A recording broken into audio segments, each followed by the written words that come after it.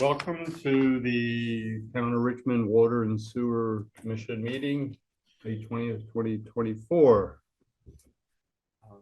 Welcome, everybody. Any additions, deletions, or modifications to the agenda? Nope. Moving along. Approval of minutes, purchase orders, and warrants. We want to start with the minutes. Would anybody like to make a motion to approve the minutes from May the 6th? Morgan, this is David. I move to approve the draft minutes of the May 6th Water and Sewer Commission meeting. Second motion, anybody? This part, I'll second that. Right, any discussion? Hey, no discussion, calling for a vote on the approval of the minutes from May 2nd Water and Sewer Commission meeting. All in favor? Aye. Aye. Aye. This is J.I. Morgan, aye. Unanimous approval. Moving along now to our first of purchase orders. Purchase order 4873 in the amount of $26,877.99 for payment of water tank cap loan. Do I have a motion to approve the purchase order? Morgan, this part, I'll move that purchase order 4873 to an amount to Union Bank in an amount not to exceed $26,877.99. Morgan, this is David. I'll second. David, second. Discussion. So one point of this looks like this is just one annual payment for this loan. This was the loan we took because the amount that we bonded for to do the tank project didn't quite cover it. So this got us over the finish line. What was the original amount? A lot. A lot. So we're getting Huge. there. Huge. Maybe one more years of payment, and I think that we are finished with this loan. Is that right? It looks about right. Yeah, Yes. I think that's One more actually, year. yeah. Right, thank you. So calling for a vote. All in favor, say aye. David, aye. Bart, aye. Aaron, aye. J.I. Morgan, aye. I was Yes. off in space. Bart made a I got it, motion. yep. David, second. All right, ayes. We have 5 ayes. Approved purchase order for the 5873. Next is warrant, current check warrant number 22236 for the amount of $3,538.72. Do I have a motion to approve? Morgan, this is David. I move to approve the warrants. This is Bart, I'll second that. Discussion? Is this the only warrant? It is. Yep. isn't it? Yep. All right. One today. Calling for a vote for approving warrant number 22236. David, aye. Bart, aye. Aaron, aye. J.I. Morgan, aye. Motion pass. All right, moving right along here. Purchase orders and warrants. Done, done, done. So first on the list of items for presentation or discussion, reminder of applications for water and sewer commissioners and of annual meeting schedule.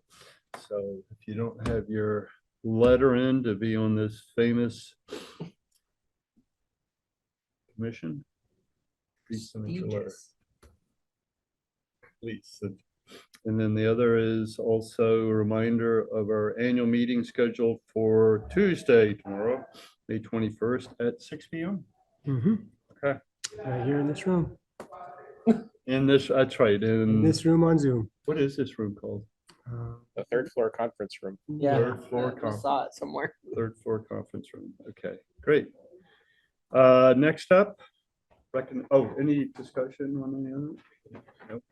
Recognition of awards from Green Mountain Water Environment Association. We've got some like high achievers. I feel like, damn, water and sewer department knocked it out of the park this year, out of Yeah. the state.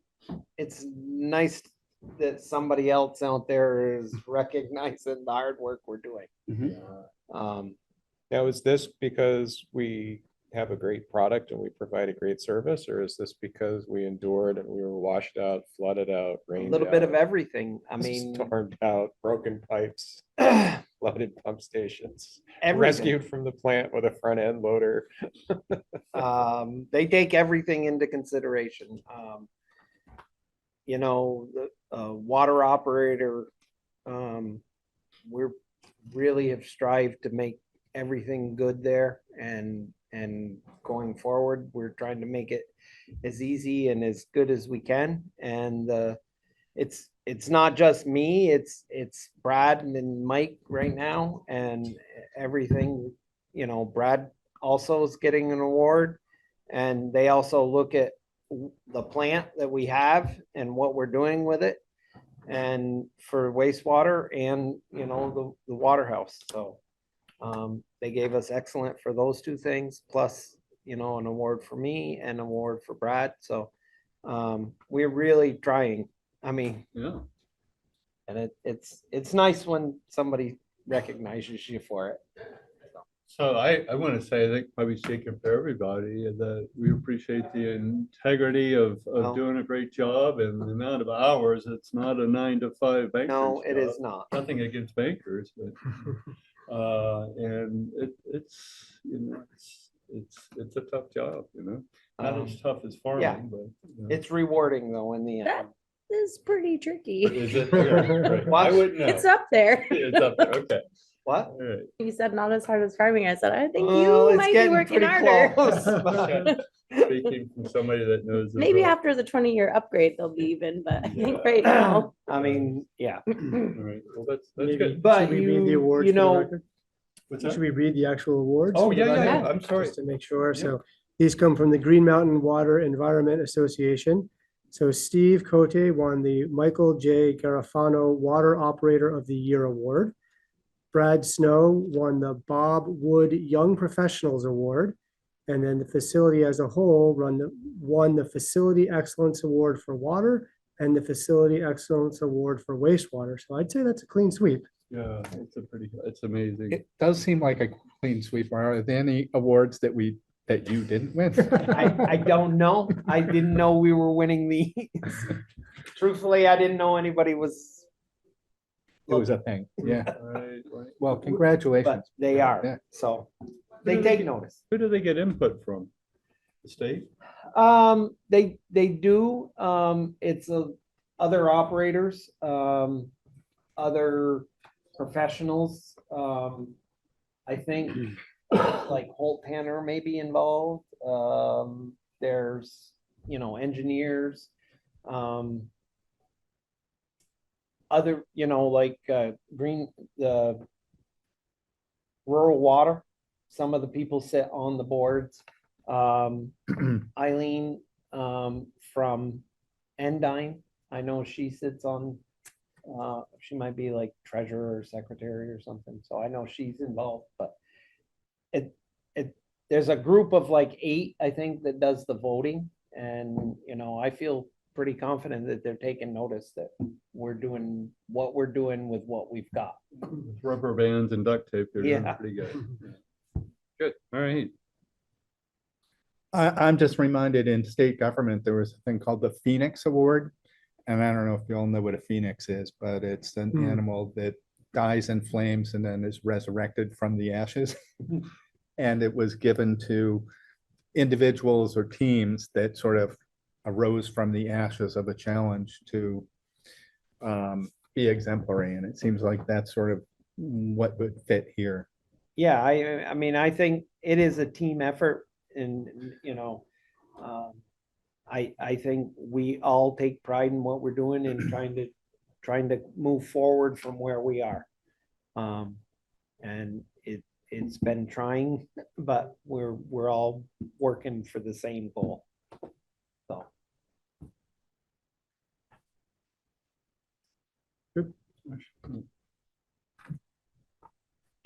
Next up, review of April water.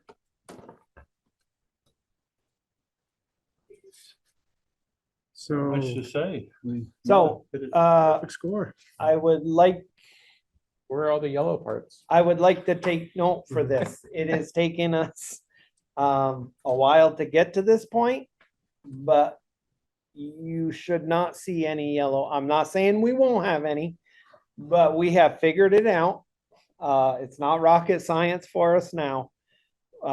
We can maintain pretty close to a 7 on the fluoride with no problems, no drop-offs. And the chlorine is pretty much the amount of time that we literally, it used to be a 6-hour-a-day job over at the Waterhouse. Right now, it's literally, I was there 15 minutes this morning just to do the testing and be done. We have, not to get into it too much, what we have done was we took the fluoride, we have a day tank now, which directly feeds the system. And we have, when our tank, which we bought our own tank when ours broke, waiting of 2 weeks, 3 weeks for the one from the state. Well, when they sent us a tank, they sent us a complete fluoride saturator tank.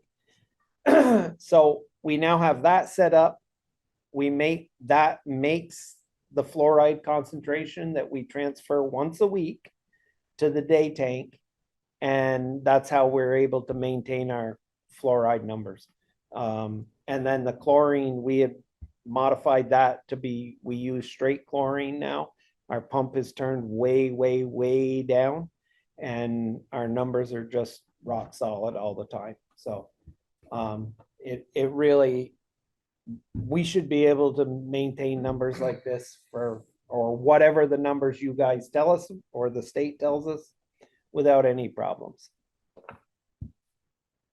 Well done. Morgan, one question. Would you make any comments, Steve, about the sort of variation in gallons produced? You know, for the uninitiated, they'd say, oh, well, the range is 0 to 111,000. Any comments on the ups and downs of that? So production? if you look at the zeros, those are days we do not turn the, it's what we have done now is like every Saturday morning when I go to the Waterhouse, I do not turn the pump on.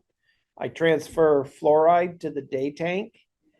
I fill up the chlorine tanks and we let those set all day and settle out so that they're all mixed and equal. You know, you're not getting an overdose because it just took a blob of, and that's why the very next day you have the large number.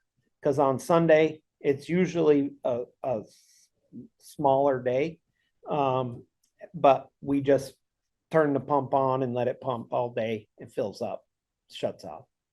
So that is why the fluctuation.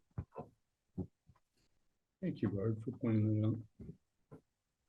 And you'll see that that should be pretty much stable. That'll happen going forward. That's what's happening. Right? Yeah. Knocking it out the park there. Okay. Next, consideration of approval or increase in FY25 pay grid. So I can give a bit of a history here. So I guess it was 2 years ago now, we had a compensation study that adjusted water and wastewater wages along with wages in the rest of the town to come more in line with comparable water and wastewater systems. And then the plan is to continue to stay on top of the consumer price index and make adjustments each year to the pay grade. And each employee goes up one step on the pay grade on July 1st. But the idea of keeping the pay grade current is so that wherever you are on the grid, you're hopefully comparable, employees are comparable to other communities. We do this adjustment every spring. We follow a specific guidance from the CPI, which is the Northeast, under the Northeast section, there's a New England figure. This year, the New England figure from April to April is 3.2% increase from April 2023 to April 2024. The budget that we have right now is built on a 3% increase. If the commission decides to do something different, we could rework the budget before final approval tomorrow night. For a little history, last year, the CPI, we did a little later, it was from May to May, it was 2.4% increase. And the commission decided to increase the grid by 6%. So over the budget, which was 3%, I think, or no, I think we budgeted 5% last year and increased it to 6, which was over the 2.4%. And so right now we're at a 3.2% CPI with a draft budget at 3%. Questions, comments? So just to, we went up, refresh my memory on, we went up 5 or 6% because we were behind. Yeah, so 2 years ago, we made adjustments that weren't based on CPI. They were based on comparable positions in comparable towns. I forget exactly how much each position went up, but I think it was on average more than 5 or 6%, but that was to sort of get right. And then last year, we had finalized the budget at about a 5% increase for wages and everything that flows and is connected to that. The CPI was 2.4, but I believe the discussion with the commission was, well, we budgeted at 5 already and everybody's doing a great job. Let's go to 6. So that was the decision from last year. We should be in line with other towns or that range. So, yeah. Yeah, and that sort of helps keep us current if other towns, and we don't know exactly what other towns are doing. Last year, we tried to reach out to other towns. We got sort of incomplete data back because everybody's sort of in the same time, like trying to figure it out as they go. But the guidance from the compensation study firm was, as long as you sort of keep up with CPI and try to check in with other towns, you should basically keep this on track. They also said that we could check back with them in 4 or 5 years and they could do another study, which would be less intensive than what we just did, to see, are we still in the right range? But keeping up with CPI would certainly help. And if I remember last year, that it was like town-wide, that everything got adjusted Yeah, so because there were multiple departments that were Yep. out of whack. so the study adjusted, it looked at everything in town, with the exception of the police department, which is under a union contract, but that had its own process a couple years prior. But then the select board moved to go up 5%, which was what was in the budget, because we had to set that budget obviously in like January and voted on in March. At that time, inflation was running pretty high in the fall, and we set that budget at 5%. When we got to the reality of it, it was the 2.4% increase, but the select board said, well, it's in the budget at 5%. Let's keep it at 5% to make sure that we stay current and we don't fall back. And if anything, we're going a little bit above. And Water Sewer Commission made a very similar decision at 6%. Go ahead, Jay. I don't see any reason to do anything other than 3.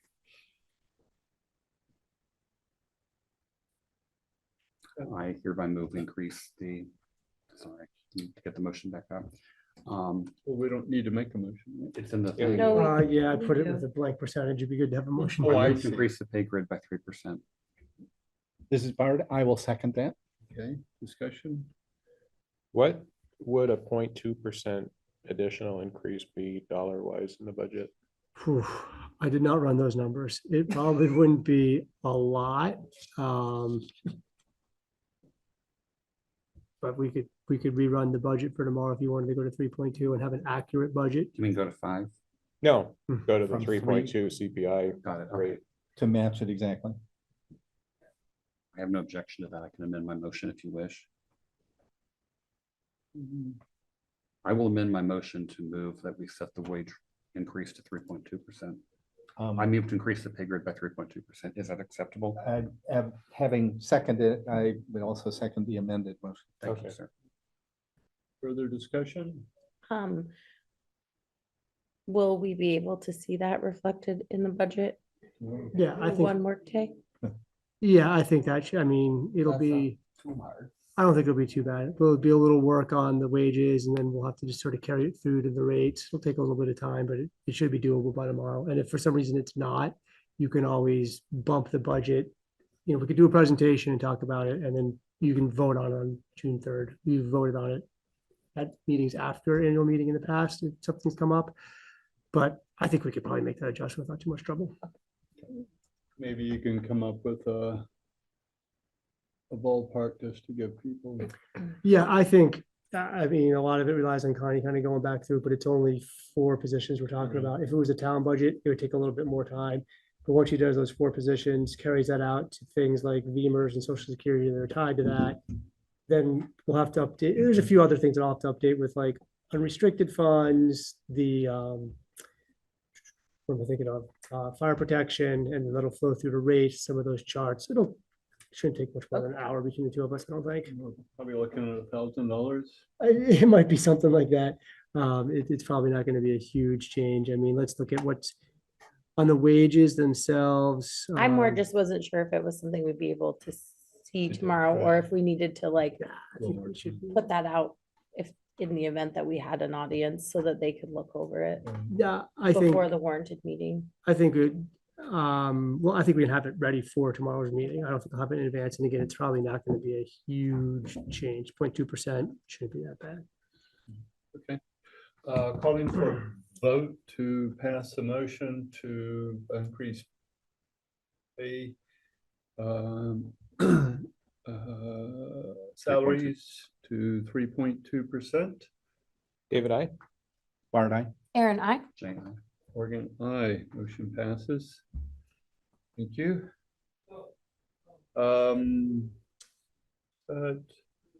Superintendent's report.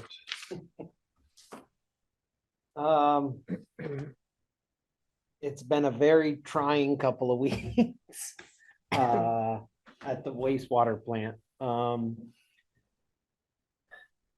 week ago Thursday, the incline screw broke on the dewatering. Took it apart. We ordered a new one from Fournier that's a stub shaft that's broken a couple of times. I took the one from Fournier's is 2 to 3 weeks out. Obviously, I was not gonna wait 2 or 3 weeks. I had Giro's build us another one at a third the price of a new one. And had it back in and up and running on Friday last week. A good thing, because we took 250,000 gallons of septic last week. Montpelier is down, major breakdown for 3 weeks. Shelburne is down with a major breakdown. And also, Milton has been down with numerous small breakdowns. So we have been taking oodles of septic from everywhere. That being said, I kept very close eye on all of the septic coming in. I was not gonna have a repeat of what we had happen. How have we recovered from that? We still are not great. I had rural water, wastewater experts come in and walk through the plant. They commented on a couple of things that I hadn't noticed. Our headworks grit screen has been completely filled with solids. It has been, I have truthfully not looked in there a lot because it has always seemed to operate. They feel that it occurred, if not during the flood in July last year, that it was there before. I have the sneaking suspicion that when we had a polymer problem once before the flood, that it caused all of the solids coming into the plant to flocculate and it condensed in there. To this morning, I shut down headworks, had P&P suck all the solids out, verified that all of the grit screws and everything and the blowers were working in the machine. I've got a Lakeside, the salesman for our area is coming on Friday. He's gonna verify that everything is working right with it. And we're gonna try to get it back up and running, using it properly. It was not supposed to be full of solids, and it was. It had probably, it's 4.5 feet deep, and it had 4.5 feet of solids in it. The top 18 to 2 feet were dry and had, it was just septic. And so we were just putting all of our good bugs through this septic mass. And, they were having a hard time dealing with it with other issues. So we've done that. We've cleaned it up. We got that back online. While I had a vac truck there today, I also cleaned out I cleaned out down at the bottom of the wet well where everything comes in. I had a 5-gallon pail. I did not bring it. Thank you.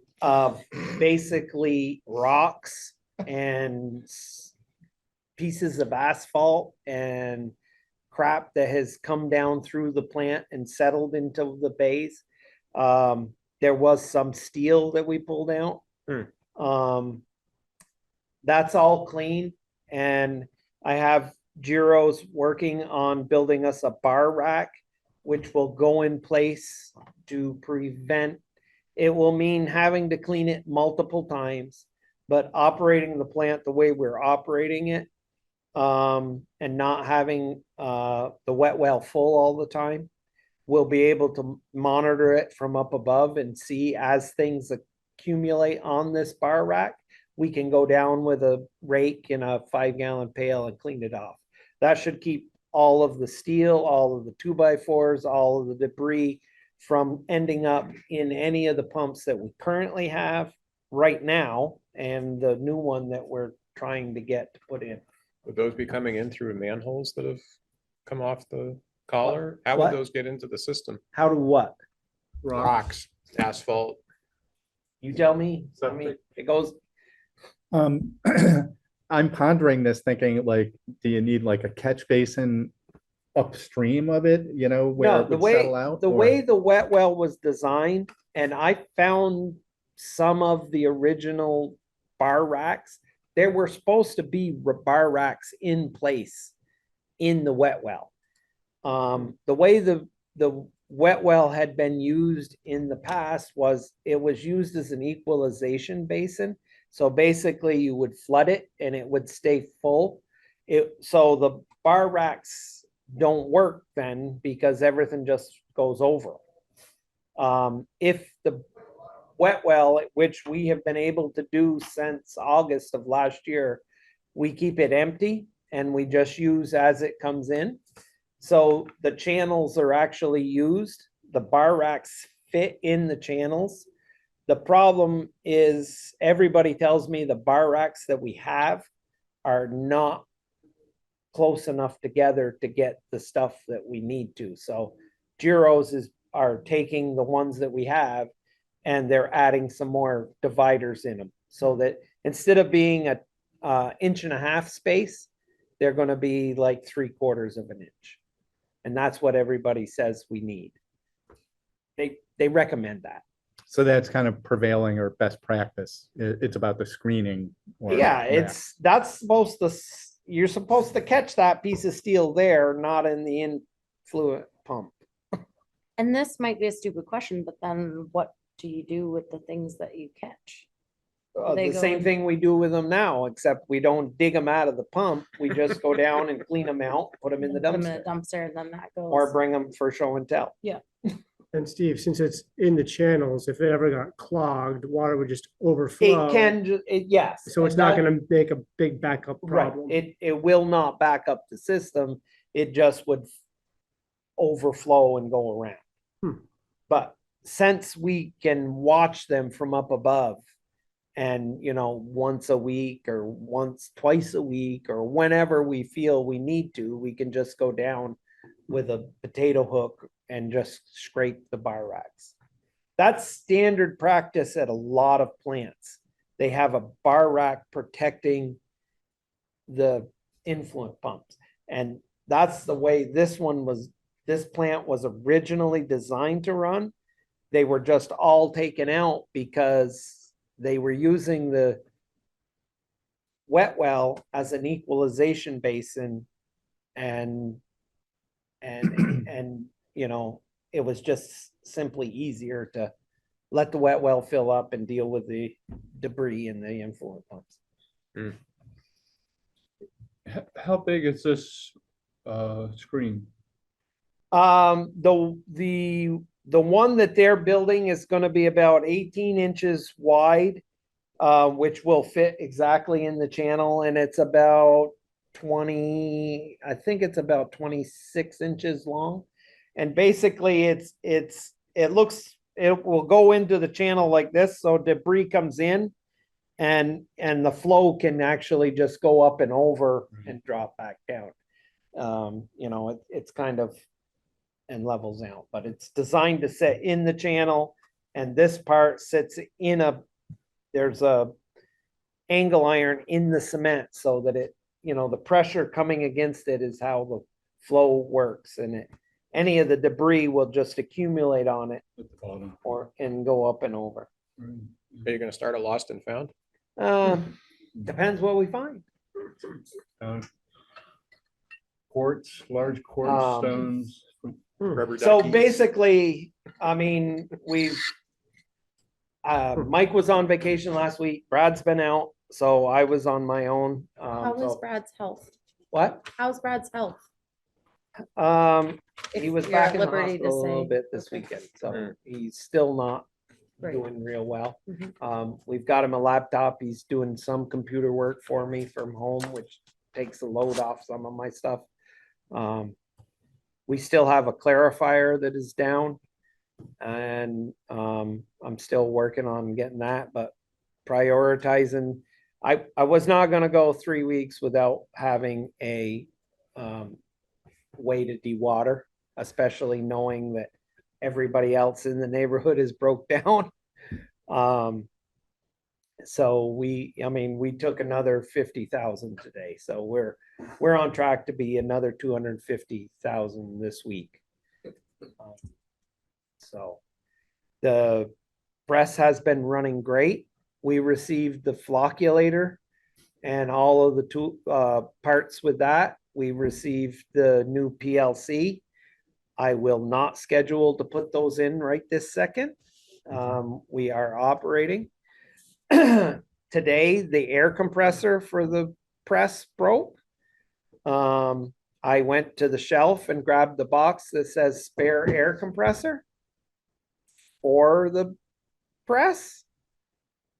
It was a used one that did not work when I opened the box. So we're in the process of finding one to replace it. It's just one of those things. I mean, it's written right on the box, spare air compressor I thought we had one. Mike's is You like, do. The old one got put back in the Yes, box. it did. The spare Mike one got comes and used. I'm like, Mike, spare. I said, Mike, the box is up above. It says spare compressor on it. He comes back. He's like, I don't think that's the spare compressor. This is a Kindle artifact. Yeah. Okay. Should have said used. It should have said used. Yes, it did not. Broken air compressor. Huh? Broken air compressor. Well, yeah. So that was, that's just one of the many things, but we'll figure it out tomorrow. I can tell you right now, I figured out how to run the press without any air. So How long do you think it'll take to get the new or replacement? I don't know. It's Grangers have them in stock. I mean, it's just an air head. It's oilless, so it was. I think I was going to price them around. The Grangers had them in stock, and they were, I think, $1,400. But I was going to try to have Mike look around tomorrow. That was kind of at the end of the day when we got into that. But Okay. yeah. The other thing that I'm trying to gear up, the plant has been running pretty good. Our testing for the month of May was I haven't looked at the phosphorus numbers in depth yet, but everything else we tested really well. So even though the plant was sick, it was functioning really well. And that's what we're trying to keep. the rural water, when they were here, they thought that everything we had done was right with the plant. And you know, they looked at our effluent when we have it in an Emhoff cone, and they're like, you can't argue with crystal clear effluent when you make an effluent that looks like that. You know, you're doing something right. And so, you know, I just don't want to have that go over the hill. We're still, like I said, we cleaned out the headworks today. I'm pushing and trying to work with Nate Fredericks, the contract operator. I want to drain the tank, the aerated tank, one that used to be the fish tank that we filled up last winter with just effluent. I want to drain it. I want to bring it back online, and I want to drain the other one that has not been cleaned for 10 years. I don't want to go through another year. I want to clean it now and be done with it. So I've been working on, you know, he's like, well, you've got too many things going on. I'm like, no, we just need to keep going. But So it strikes me that you're sort of reverting to the design and intent of the design of the plant as intended. is with that dual not how mount. you're supposed to run a plant? Well, I'm thinking probably, yeah. My question are to the engineers, and when we discuss things, is, you know, how was this designed and how do we run it? And run it the way it is intended to. One thing that, again, that the engineers were really surprised about is the air handling and the way that the air is supplied to the blowers. And rural water guys were like, oh my God, that is so illegal. You can't suck air out of 2 sealed tanks and use it for your blowers. To, you know, the chance of a methane or anything getting sucked in, you know, so.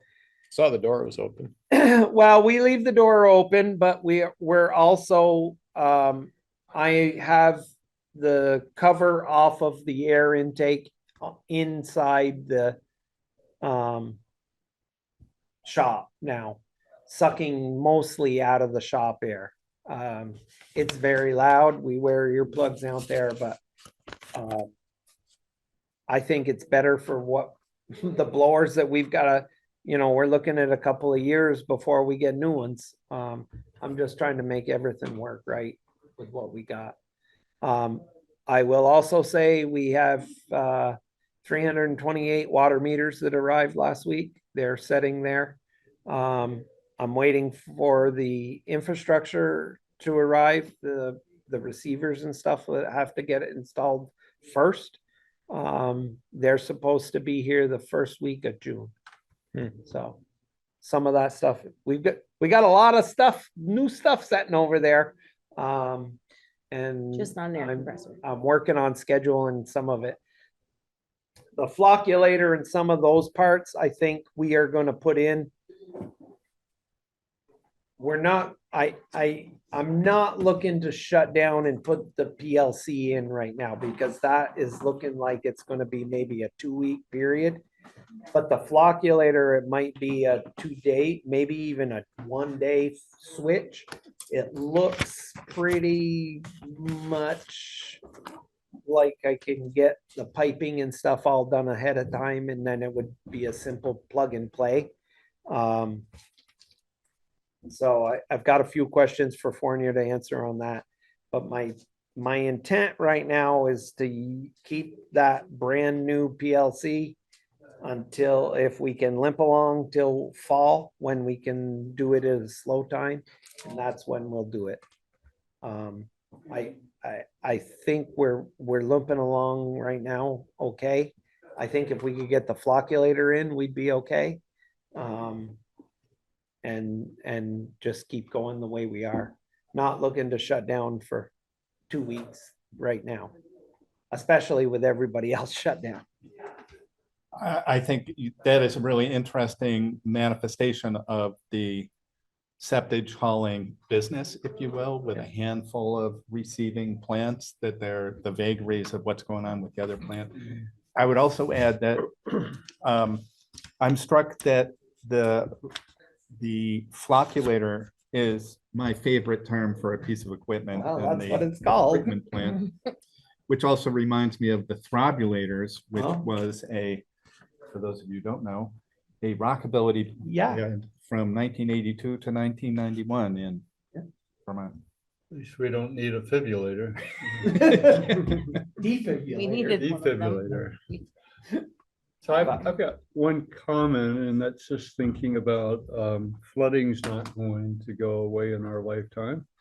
And summer's coming along. Are there things though that you should be focusing on to get prepared? Because most of our flooding happens in the summer, doesn't I it? think the December flood showed that we have a really good hand on what's going on. I Okay. mean, literally, we took and put them, I mean, I feel confident of putting 1.4 million gallons through that plant a day, even in the shape she's in right now.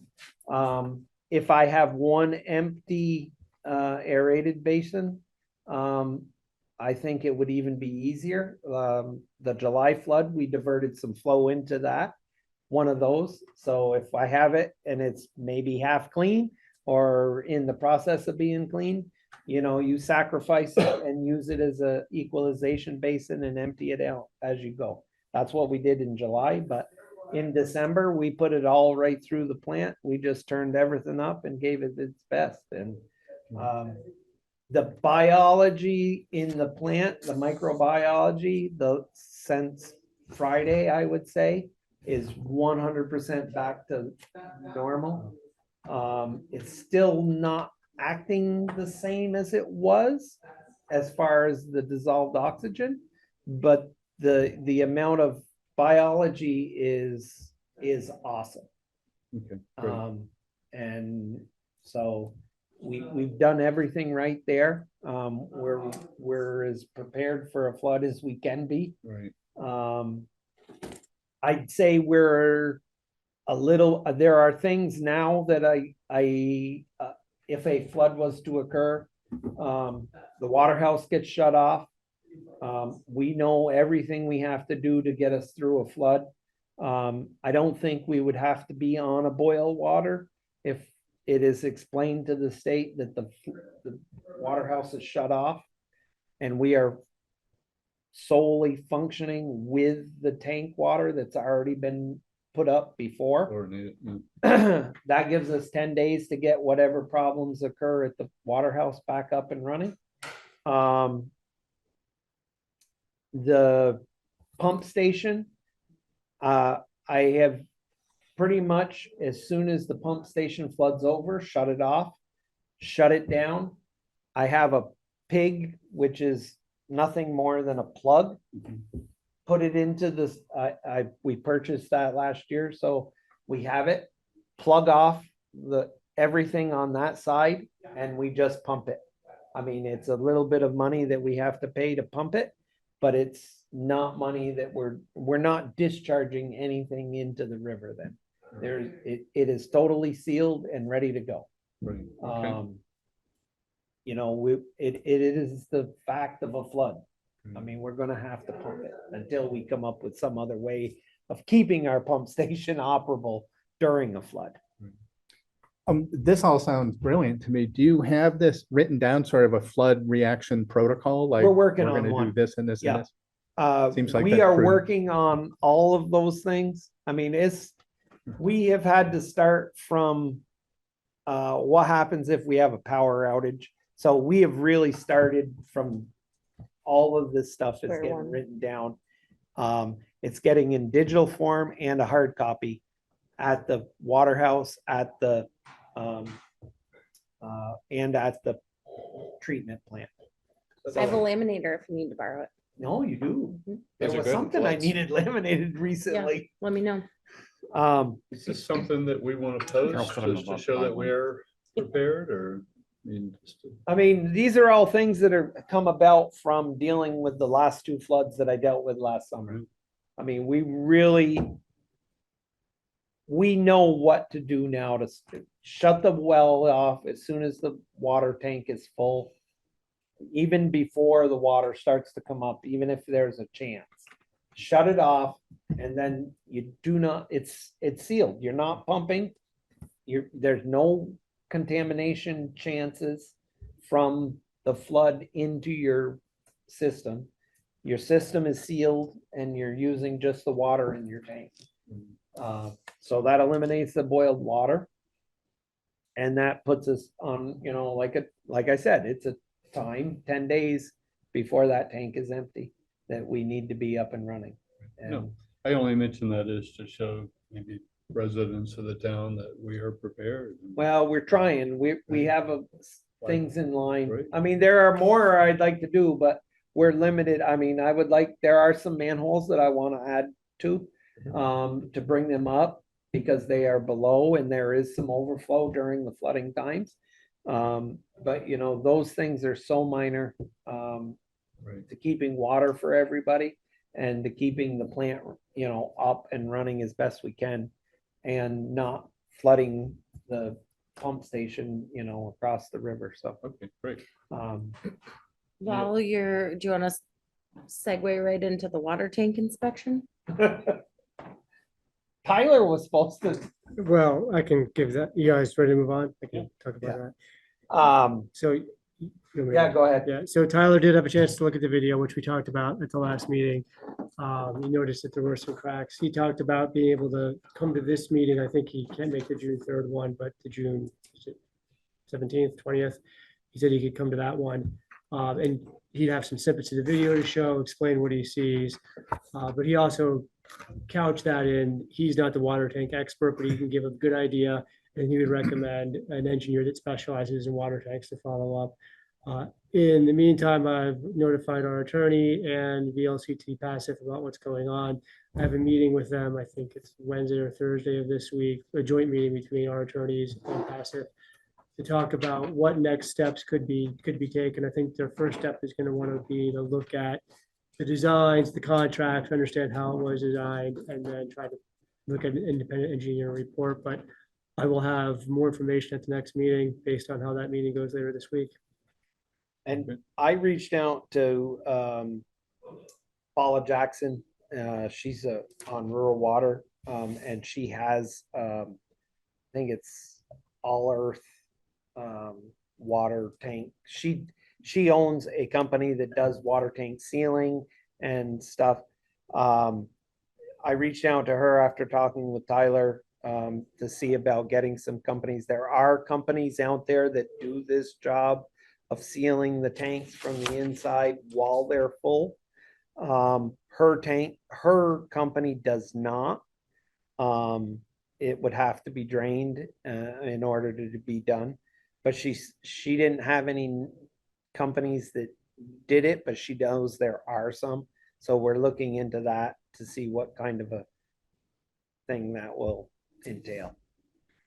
My only comment as sort of a courtesy is to, you know, invite Don Moran to sit in or watch somebody The issue of the uncoated rebar, raw steel rebar, not epoxy coated. who's raised this concerns about the tank essentially since it was built. So Yeah.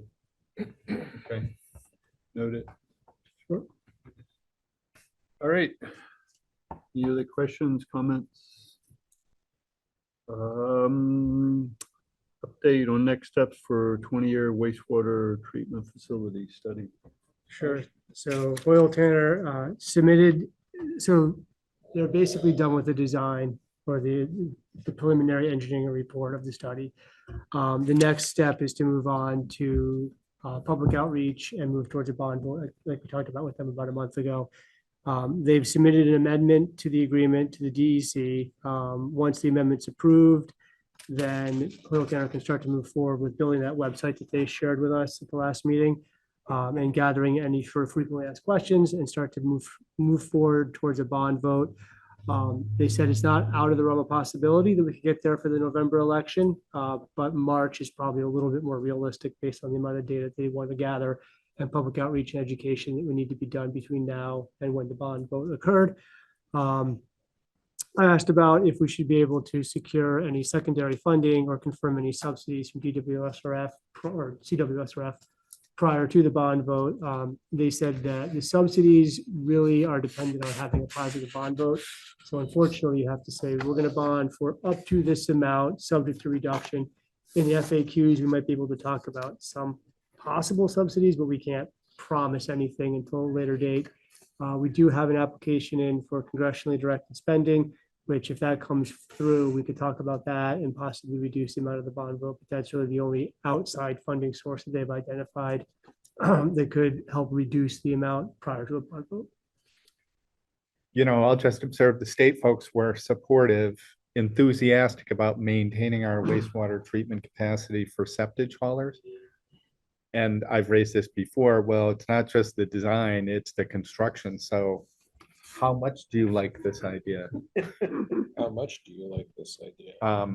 I think it's a really relevant question. I think we should continue to pursue that. I mean, I can appreciate perhaps they're interested in the water sewer customers building a new plant for septic haulers to use. But then we have other potential decisions to make, which include sort of our pro forma of septic hauling and not septic hauling, and or the volume of that. You know, it is, I think from looking at the industry, it is only a matter of time before a septic hauling company says, we can make money at this. Let's put in our own processing plant.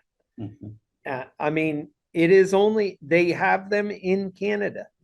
Fournier has told me there are 3 just north of the border where they just receive septic, period, and process it with a Fournier press.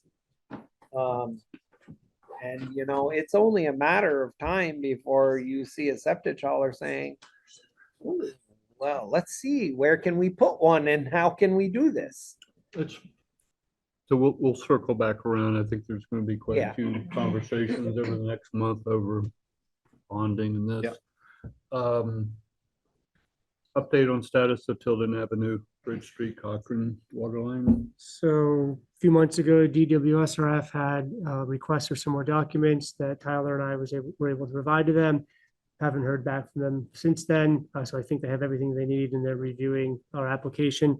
Our goal is to still get that approved here in the next couple months and then get out to bid by the fall to start construction next spring, which would then sort of be the next step after that would be paving the street. So as people complain and ask about Bridge Street from the bridge south, we're waiting on this water line project, but right now I think we're mostly on schedule to get that done next spring.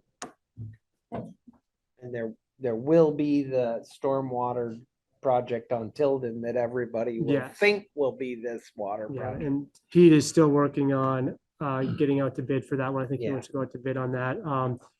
So they'll- that will happen They at some will point think this it's the summer. water We'll project. communicate that's not the water project to make sure that once the shovel's in the ground for that, everybody's aware. And last, applications for their 4th position. Yeah, we haven't unfortunately had too many, so we're gonna, I think, put some money in, we'll have put some money into Indeed, try to bump it up a little bit and buy some local ads. Last time, I don't think we put too much money into it. We had No, like, and we we had got like some- 25 applications. Yeah. We had quite, I mean, not everybody was qualified, so we were just throwing the application at it. But, so we're gonna, try to keep pushing it and bumping it there, but not a huge response just yet. Not sure if it's time of year or what. Okay, items for next meeting. I do have a question, maybe it'll get, or an item. At one point, I was listening, but I was like half listening because it was on Zoom to a conversation, I think in a select board meeting about ARPA funds that were gonna go into a CD. No? Not a CD, into a reserve fund. Okay, because I was gonna say if they were going to get saved somehow, we could maybe talk about if we could use them for water and sewer. Okay. Didn't we have to use them by a certain date? Well, to be very But for simple, next, yeah, we can time talk or- about that yeah. next time. Yes, and then no. is the answer. Which is fine, but I thought I heard they were going into a CD and I was like, I thought they had to be It's like not a spent on CD. We can talk something. more about yeah, it, but Yeah, we can do a But- quick update on yeah, the funds. It's we a good just had a idea. lot going on, but Isn't that in this? It's on the Select board agenda for meeting this select board afternoon? tonight. okay, It's I'll try another to watch. update. It's a longer process, so Right, we have an okay. update on that again. Yeah. Yeah. But we can do an update for the commission. Yeah, Yeah. it's a good idea. Any things here we've talked about you want to bring up next time? We'll do a tank follow-up on my meeting with with the Did we lawyers. Follow up on the service line inventory. It's mostly final, but we'll add that to the next Yeah. line, right? MSK engineering. Yeah. Yep. Right, and then we want to talk about Gateway at all, or? I don't really have much of an update, honestly. I've had other priorities. I haven't done a whole lot, unless anybody else has, but I don't think anybody. So, No. sorry. No, no, that's nothing to be sorry about. Okay. All right. All right, I have a motion to adjourn the meeting. So moved. second. All in favor? Aye. Hi. Aye, meeting adjourned. All right. Thank you.